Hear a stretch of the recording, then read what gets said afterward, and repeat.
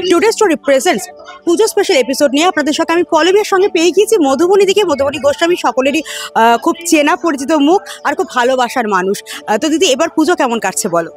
পুজো খুবই ভালো কাটছে, তবে আমাদের যেহেতু কাজ এক রকমের হয়, যার ফলে আমাদের খুব আগে থেকে আমরা প্ল্যান করতে পারি না। মানে কোথাও ফ্লাইটের টিকিট বলো, ট্রেনের টিকিট বলো, মানে ছুটিটা কতটা পাবো এটার উপর ডিপেন্ড করে যায়। যেহেতু শুটিংয়ের একটা ব্যাংকিংয়ের প্রেশার থাকে, রাজার যেহেতু শুটিংয়ের একটা ব্যাংকিংয়ের প্রেশার আছে শুটিংয়ে, সেই জন্য আমাদের, তবে হ্যাঁ, পুজোর ওই ষষ্ঠী, সপ্তমী, অষ্টমী, নবমী, দশমী 5 দিন তো কনফার্ম পাবো ছুটি। তো এই 5 দিন হতে পারে আমরা গাড়ি নিয়ে বেরিয়ে পড়লাম, কোথাও একটা ঘুরতে গেলাম। মানে আমাদের অনেক কিছু প্ল্যান আছে, হয় দার্জিলিংয়ের দিকে যেতে পারি বা ওয়াইজাগের দিকে যেতে পারি। আবার সেসব না করে আমাদের সাপুরজিতে যে ফ্ল্যাট আছে সেটা একটুখানি কলকাতা থেকে যেহেতু একটু দূরে, ওরা কিন্তু একটু দূর একটা উইকেন্ড ফিল দেয়। তো ওইখানে ভীষণ মানে বড় করে পুজোও হয় আমাদের কমপ্লেক্সের ভেতরে, ওখানেও থাকতে পারি। কিচ্ছু প্ল্যানিং নেই, দেখি হোয়াট এভার ফিলস রাইট, যেমন সময় পাবো সেরকম। হ্যাঁ, মানে হোয়াট এভার ফিলস রাইট ওই মুহূর্তে ওই সময়টা যেটা ঠিক মনে হবে সেটাই করবো। কেশব কতটা এক্সাইটেড, কতটা সে পুজোটা বুঝতে শিখেছে? পুরোটা সব বুঝতে শিখেছে। পুজো অ্যাসোসিয়েটেড যে বাঙালিদের, আমাদের সবার যে আনন্দটা, সেটা কেশব এই বয়স থেকেই বুঝে গেছে যে পুজো মানেই আনন্দ। পুজো মানেই স্কুলে যেতে হবে না বেশ কটা দিন, পড়াশোনার খুব একটা চাপ নেই। তাও চাপ থাকবে, কারণ যেহেতু মানে ও যে স্কুলে পড়ছে, ভারতীয় বিদ্যাভবন খুবই ভালো স্কুল, সেই স্কুলের যে হোমওয়ার্ক দেওয়া হবে সেগুলো পুজোর সময়তেও করাতে হবে আমায়। কিন্তু ওই যে রেগুলার একটা সকালে উঠে যাওয়া, এটা তো কদিনের জন্য থাকবে না, পুজোর জন্য, পুজোর ছুটির জন্য। তো কেশবের এই যে ছুটিটাও পাবে পূজা ভ্যাকেশনের, ও আর কি দুর্গাপুজোর সময়, দুর্গাপুজোটা যে কোনো পুজোই ও খুব অ্যাসোসিয়েট করে মেলার সাথে। ও প্রচণ্ড মেলায় যেতে ভালোবাসে, আর আমাদের সাপুরজিতে প্রচুর মেলা হয়। তো ও he is looking forward to যে আমি মেলায় যাব, মেলায় গিয়ে আমি রাইড চড়বো, জিনিস কিনবো, মজা করবো। তো he is that much excited. একদিকে অভিনয় জীবন আর একদিকে তুমি বিজনেস লেডি, সবাই জানি। দুদিকে ব্যালেন্স করো কিভাবে? দেখো, ব্যালেন্সটা কি হয় বলো তো, ব্যালেন্সটা কিন্তু সেই অর্থে হয় না, দুটোই লাইফ হয়ে যায়। অনেকে বলে না ওয়ার্ক লাইফ ব্যালেন্স বলে কিছু হয় না, দুটোই লাইফ হয়ে যায়। Work is also life, personal life is also life. তো সেইটা মানে কাজটাকে কেন্দ্র করে তোমার যখন সবকিছু হবে, তখন সেটাই ওয়ে অফ লাইফ হয়ে যায়। তো আমার এটাই ওয়ে অফ লাইফ। আমি মানে মাল্টিটাস্কার হয়ে গেছি। আমি ছেলেকে দেখতে দেখতে কাজও করতে পারছি, কাজ করতে করতে ছেলেকেও খাওয়াতে পারছি, সবটাই আমার মানে মিলেমিশে একত্র হয়ে গেছে।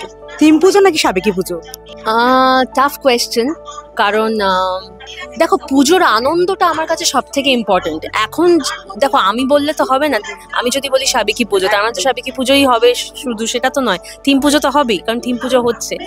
আমার কাছে পুজোটা অনেক অনেক অনেক বড় করে হোক, আর খুব আনন্দের সময়, একটা দারুণ খাওয়া দাওয়া, দারুণ মজা করা, ঘুরতে যাওয়া। সো পুজোর আনন্দটাই আমার কাছে আসল, বিট সাবেকি বিট থিম। রাজাদারও এখন প্যাকড আপ শিডিউল, তো কতটা সময় দিতে পারে দুজনকে?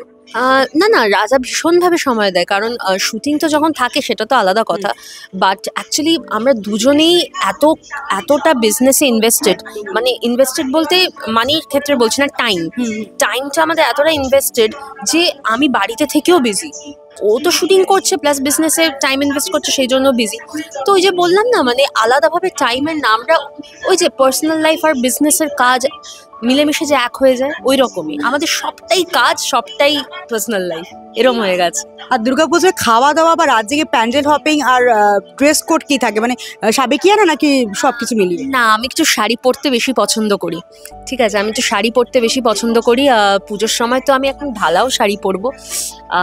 আমি একটা দোকান থেকে ভীষণভাবে শাড়ি পারচেস করছি, সেটা হচ্ছে মা লক্ষ্মী শাড়ি সেন্টার। তো সেখানকার আজকে যে শাড়িটা পরেছি সেটাই সেখানকারই। তো আমি ওখানকারই প্রচুর শাড়ি শপিং করেছি, তো আমি ওই শাড়িগুলোই পরে এখন পুরো পুজো আমি ওইভাবেই কাটাবো।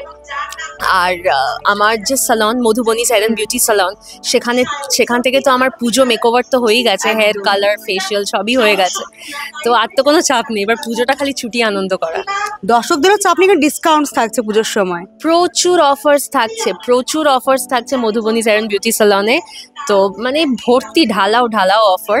দর্শকদের বলবো যে আমার যে ফেসবুক প্রোফাইল আছে মধুবনী গোস্বামী, সেটা ফলো করলেই, সেখানে গেলেই তোমরা জানতে পেরে যাবে যে কী কী অফার্স। প্রচুর offer, straightening, smoothing, nanoplastia, botox, facial, হাইড্রোফেশিয়ালের উপর ঢালাও অফার্স, কোনো চাপ আমরা নেই। একবার চাই যে গিয়ে প্রত্যক্ষ করতে। একদম অবশ্যই, প্লিজ, ইউ ওয়েলকাম। আর দর্শকদের উদ্দেশ্যে কি বলবে? দর্শকদের উদ্দেশ্যে বলবো, টুডে স্টোরি দর্শকদের, যে পুজো, সামনে পুজো, আমরা বাঙালিরা সারা বছর শুধু পুজোর জন্যই অপেক্ষা করে থাকি, রাইট? তো সবাই খুব খুব আনন্দ করে পুজোর এই কটা দিন কাটিও, সমস্ত রকম দুঃখ কষ্ট সব কিছু ভুলে গিয়ে জাস্ট এই 5-6 দিন পুজোর খুব আনন্দ করে কাটাও, খুব মজা করে কাটাও, সেফ থেকো, সুস্থ থেকো, বাট তার সঙ্গে সঙ্গে আনন্দ করতে ভুলো না। That's it. আজকে আমরা কথা বললাম টুডে স্টোরি পুজো স্পেশাল এপিসোডে মধুবনীদির সঙ্গে। সম্ভব হলে একবার তার স্যালনে যাবো আমরা, সেটাও আপনাদের ঘুরে দেখাবো, সেখানে কি কি চলছে, কি কি ডিসকাউন্টস রয়েছে, সবটা নিয়ে আলোচনা করবো। ততক্ষণ দেখতে থাকুন টুডে স্টোরি। ক্যামেরায় শুভায়নের সঙ্গে আমি পল্লবী, টুডে স্টোরি কলকাতা।